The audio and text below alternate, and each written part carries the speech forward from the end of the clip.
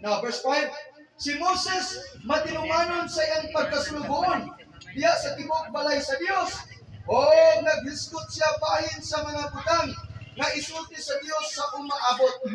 Apan si Kristo masinugtanon sa iyang pagkaanak nga maoy kipialan sa balay sa Dios. Kita mao ang iyang balay. Kung ampingan nato ang atong pagsalig o magmapasigaduhon kita sa atong ginauman. Kinsay balay sa Dios? Ito palakpakan sa Matod sa 2 Corinthians 3 verse 16 po, na kita ang templo sa Espiritu Santo. Si bisan kinsa mulaglag nini paglaglagon usa.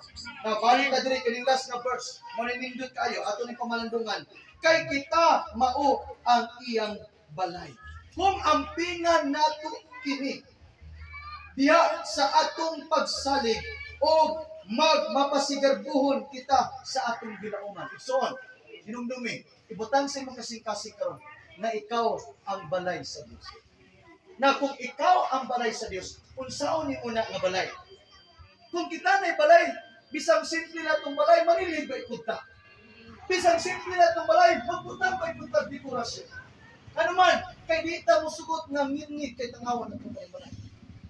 Amen? Bisang simple na itong balay, atong mga galon, atong ginang i-arrange. Amen? Atong mga unan, atong mga habol, atong pagpaya po ng pilon. Kay gusto na ito, hanay ang tanan. Makaigsunan sa samang paagi, ikaw ang balay sa Diyos. Ingon diri, ang tingin. O, nabaw sa tanan, makasigarbuhon ka. Ang pangutanan ako, garbo ba ni mo ang Diyos nagpuyo sa mga pinag? Na, pero una sa mamalandun ka. Gusto sa Diyos nga malipay siya sa imong kinabuhi. Amen? Gusto ang Diyos nga maayo pagkahanay mong kinabuhi. Nabay habol diya wa pa nimo napilot, imo napilot hinahina.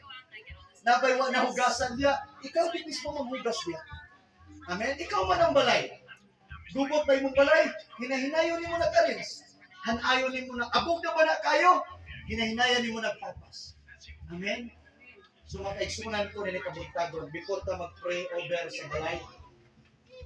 Labaw sa tanan kini atong kinabuhi, atong ididikit sa Ginoo. Pwede ba manindog ang tanan? Amen. Dili pwede kung walay nagpuyo. Kaya kung walay nagpuyo ang balay, matod pa nila, haunted house na pastor. Kung sa'y mahitabo sa pagkinabuhi kung walay Diyos. May sama na sa atong nasabtan sa kalibutan. Kung wala na nagpuyo sa kabalan. Matod pa nila, pastor, gipuy-an naman ang aba. Gipuy-an naman ang mga multo. Isuon, di gugma kapag ayos sa Diyos. Ito po yung ulo. Nabatay na kong presensya sa Diyos. Ang Diyos nagahikap sa atong matakasing-kasing karon. Nanuktok siya. Sumala sa Revelation chapter 3 verse 15. Nanuktok siya sa imong portahan na may mga kasing-kasing. Yan ang Bible, si bisan kinsa mo apriani, musulod siya. O makigsalo, o makiguban. Karon ang imong adlaw panahon, ablihi ang dapat ablihan nimo sa imong kasing-kasing. Dili reliyon ang imong dawaton, kundi si Kristo. Si Kristo nga imong manuluwas, Dios sa imong kinabuhi. Tuguti nga siya imong puyo ni anang panimalaya. Dili pwede nga mo puyo diya amulto or abab. Si Kristo ang dapat mo puyo sa mga panimalaya. Ikso ni Galak na imong kasing-kasing. Pwede ba nga muuban ka nini usa ka gitawag og sinner's prayer? Usa ni kapag ampo nga dunay pagpaubos at ubangan sa Dios. Pag-ampo nga dunay pagtahod o pag-ilas sa Dios. Atong aplihan ko kasing-kasing ang punon siya nga atong Ginoo manuluwas. Pwede ba isa na itong mga kamot igsoon as a sign of surrender? Nagpaila ka na nga wala tay mahimo. Karong orasa atong tugutan nga kita ang panimalay, aplihan natong puntahan o dawaton nato si Kristo natong manuluwas. Uban ka na ako nini pag-ampo. Nangitlon nga mahal.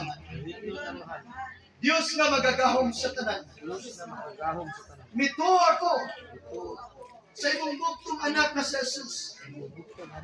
nga namatay babaw sa krus tungod sa akong mga kalapasan, sa tanang sala nga akong nabuhat, sa hunahuna man sa akong pagpamulong o sa tanan akong binuhatan. Nining oras sa karon, akong minulsulan, hugkasi ako, pasayloa ako, Ginoong Jesucristo, pinagi sa imong dugo, nga giula ibabaw sa krus.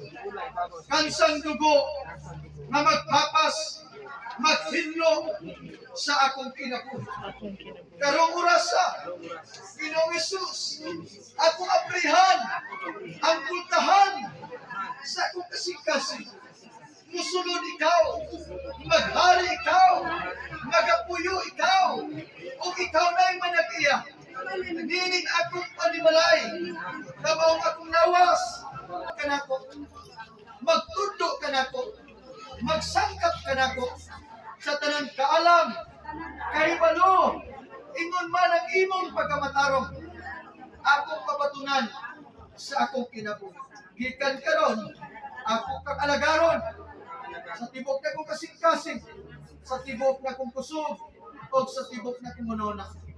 Isulat Ginoong Jesucristo ang akong pangalan sa libros kinabuhi. Hinumdumi ako sa adlaw na ikaw mo balik. Tinigtanan akong ipangayo sa ngalan ni Kristo. Amen. Amen. Ato palagpakan ang pulong sa Diyos. Mababalikan sa ato sa kaawit. Tuliyan ang kinabuhi ko, malayo ako kanimo.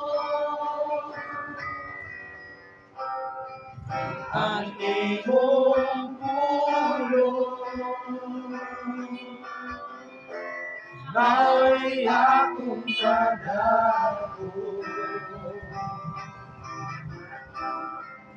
Ako labaw ka sa tanan, ikaw na akong katagawan.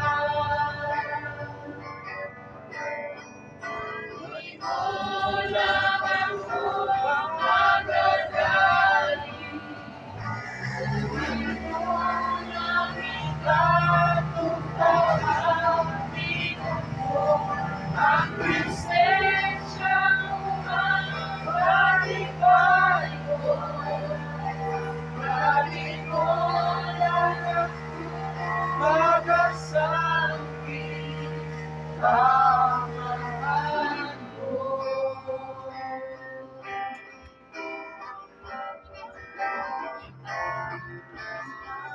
Ang kinabuhi ko sa wala pa ako matao,